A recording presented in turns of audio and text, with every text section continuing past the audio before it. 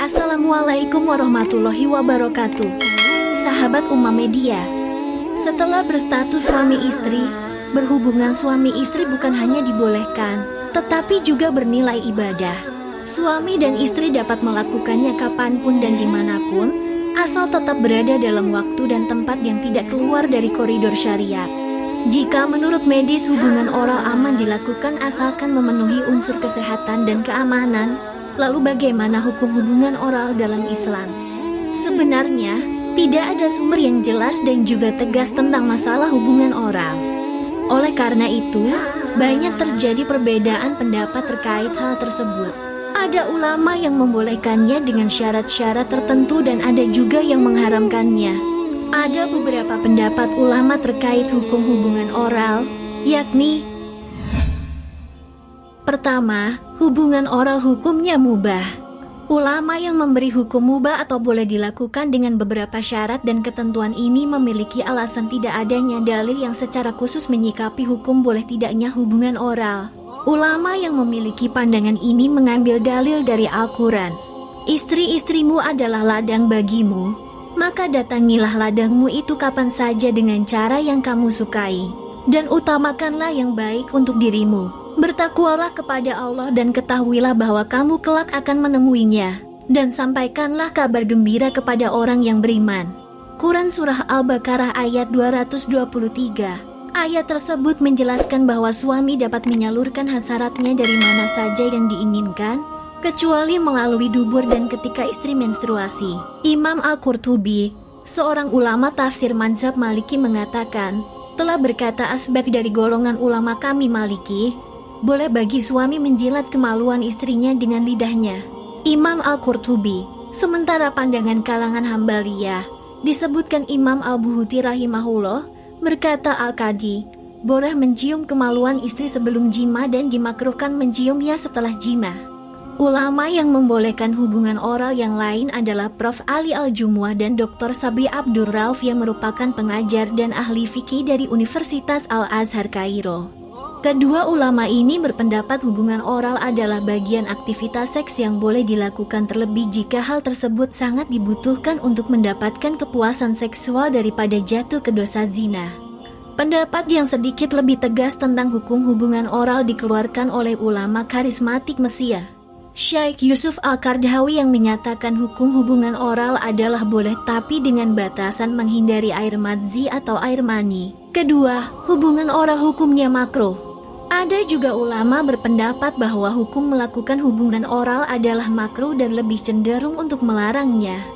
Alasannya karena hubungan oral tidak sesuai dengan fitrah manusia dan hubungan oral memiliki bahaya terutama berkaitan dengan kebersihan dan kesehatan. Sebab manusia diberi mulut dan lidah untuk berbicara yang baik hingga membaca ayat suci Al-Quran. Oleh karena itu tidak pantas mulut yang sama digunakan untuk mencium atau menjilat sesuatu yang tidak suci karena mengeluarkan najis seperti air kencing dan manzi. Dari Ali, dia berkata, saya adalah laki-laki yang mudah keluar manzi. Maka aku perintah seseorang untuk bertanya kepada Nabi lantaran posisiku sebagai menantu beliau. Maka orang itu bertanya, lalu Rasulullah menjawab, wudulah dan cuci kemaluanmu. Hadis riwayat Bukhari. Alasan lainnya adalah hubungan oral merupakan perbuatan binatang saat akan reproduksi. Karena fitrah manusia adalah melakukan hal yang baik-baik, maka mencium atau menjilat alat kelamin pasangan tidak boleh atau makruh dilakukan. Ketiga, hubungan oral hukumnya haram. Ulama yang paling tegas menolak dan mengharamkan aktivitas seksual ini adalah Asy-Syaikh Ai Alamah Muhammad Nasiruddin Ai Albani. Beliau mengatakan bahwa hubungan oral merupakan perbuatan yang menyerupai hewan seperti anjing dan kucing. Dan ada banyak sekali hadis dari Nabi yang melarang menyerupai tindakan hewan. Nabi juga telah melarang menyerupai orang-orang kafir, termasuk dalam urusan seks. Mengisap kemaluan suami hubungan oral adalah haram dilakukan karena kemaluan suami dapat memancarkan air madzi yang bersifat najis. Apabila madzi tertelan dan masuk ke dalam perut maka dapat menyebabkan timbulnya penyakit dan karena itu bukan hal yang baik.